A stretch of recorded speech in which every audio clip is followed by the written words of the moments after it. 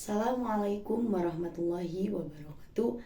Izin memperkenalkan diri, nama saya Amelia dengan nomor NIM 0101240183. Di sini saya akan menyelesaikan tugas UAS mata kuliah Ilmu Pendidikan Islam. Selanjutnya, pertanyaan pertama ialah, menurut Anda mengapa ilmu pendidikan Islam tetap relevan untuk dipelajari di era digital saat ini, dan bagaimana Anda memaknai integrasi nilai-nilai Islam dalam sistem pendidikan? Yang saya ketahui ada 3 macam nilai-nilai Islam dalam sistem pendidikan nasional. Pertama, menjadikan landasan etika dan moral seperti kejujuran, tanggung jawab, dan integrasi atau toleransi dalam kasih sayang. Kedua, tidak bertentangan dengan nilai kebangsaan dan bisa memperkuat wawasan kebangsaan atau Nusantara. Ketiga, menjadikan pendidikan sebagai media dakwah kultural. Pertanyaan yang kedua ialah, bagaimana Anda melihat peran guru bukan hanya sebagai pengajar, tapi juga sebagai pendidik? Apakah hal itu realistis diterapkan di sekolah umum saat ini? Dalam hal ini, guru-guru seringkali dipandang sebagai pengajar atau penyampai materi. Tetapi padahal guru-guru yang saya ketahui sejauh ini mungkin bukan saja pengajar atau penyampai, tetapi juga pendidik bagi anak-anak di sekolahnya.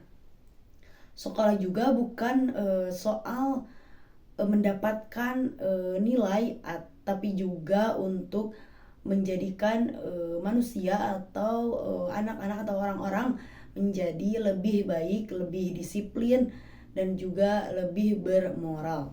Pertanyaan yang ketiga ialah, jika Anda hidup di masa awal Islam, sistem pendidikan seperti apa yang akan Anda kembangkan untuk menyebarkan ilmu secara efektif, namun tetap sesuai dengan nilai-nilai Islam? Yang saya akan kembangkan pada sistem pendidikan yang akan awal mulanya Islam ialah berusaha untuk memberikan pengajaran yang efektif atau yang mencerminkan nilai-nilai seperti ketauhidan, keadilan, akhlakul karimah, dan juga kesadaran dan keilmuan. Pertanyaan yang keempat ialah, bagaimana Anda akan menyinergikan ketiga bentuk pendidikan formal, non-formal, dan informal untuk membangun generasi yang unggul secara spiritual dan intelektual? Sudah diketahui bahwa pendidikan non-formal, informal, dan non-formal ialah formal, yaitu pendidikan yang diadakannya oleh yang mempunyai ijazah yang seperti sekolah SD, SMP, dan SMA. Namun pendidikan pendidikan non-formal ialah pendidikan yang diadakannya oleh pendidikan atau dinas pendidikan tertentu, yaitu seperti pesantren yang mempunyai ijazah atau yang tidak mempunyai ijazah tetapi mempunyai sertifikat. Nah, yang ketiga yaitu pendidikan informal. Pendidikan informal ini yang diadakannya oleh orang tua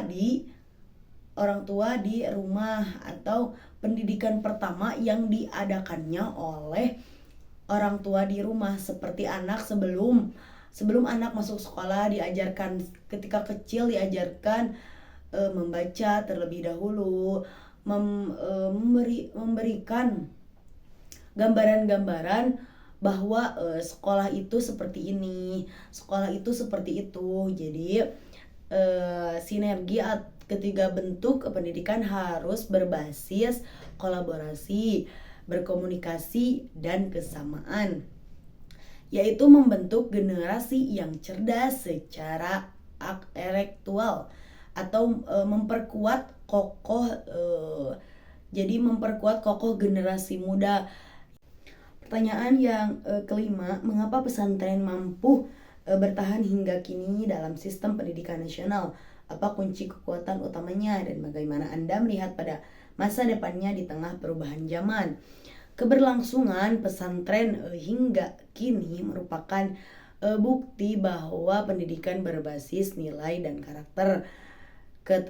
Jadi dibutuhkannya pesantren atau wadah untuk masa depan di tengah zaman seperti ini. Jadi dibutuhkannya modernisasi atau Islam yang fleksibel. Pertanyaan yang keenam, yang terakhir, di tengah krisis moral generasi muda, bagaimana pendekatan pendidikan akhlak yang efektif menurut Anda? Jadi menurut saya pendidikan moral generasi muda atau pendidikan akhlak yang efektif pada krisis pada zaman sekarang, pertama melalui teladan atau uswatun hasanah.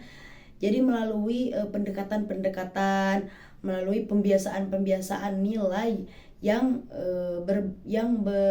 berdekatan dengan moral-moral atau akhlak-akhlak pada zaman sekarang.